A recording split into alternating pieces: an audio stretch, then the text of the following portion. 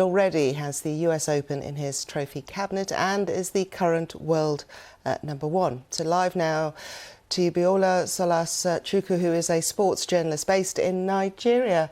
Biola, thank you for joining us and welcome to the programme. Let us start off with the fantastic news yesterday in the women's finals. First off, what did you make of the match overall?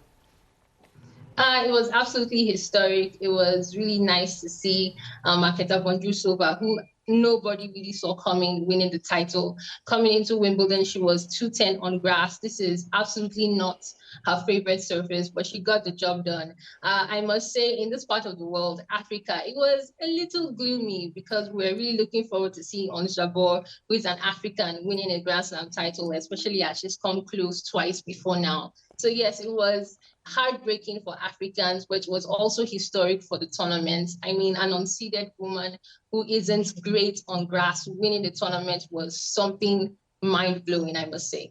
Yeah, I mean, there was so much at stake in terms of history books, wasn't there? First Arab, first Muslim, first African.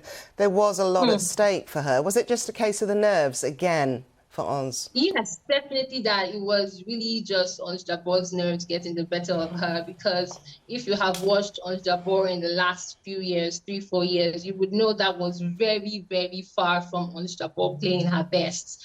Even though she lost last year, we saw how well she played, even at the US Open when she faced world #1 Iga Swiatek last year. It was a very competitive match, even though it ended in straight sets. But here, from the beginning, the match looked like it was on her racket, but she was frustrated, showed a lot of signs of frustration from the start, and it showed how the nerves really got the better of her, because she knew this was probably her best chance so far in the 3 chances, and she was the overwhelming favorite. I think the crowd was on her side as well. So yes, that pressure definitely got to her yesterday.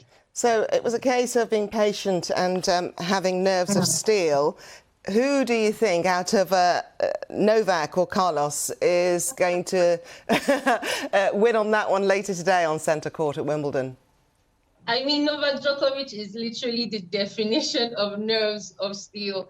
And we know how much he's been a principality on centre court, on the Wimbledon centre court in the last decade.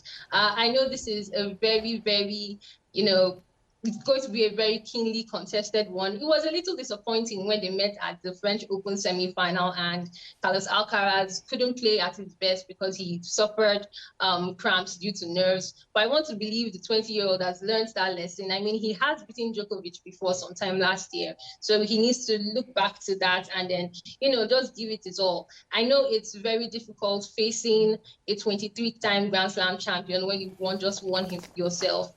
But, in the last couple of years, Carlos Alcaraz has blown our minds. He's already a Grand Slam champion, already world #1. And he's finally figuring out grass, which is his least favorite surface. So I think it is going to be definitely keenly contested, definitely feisty.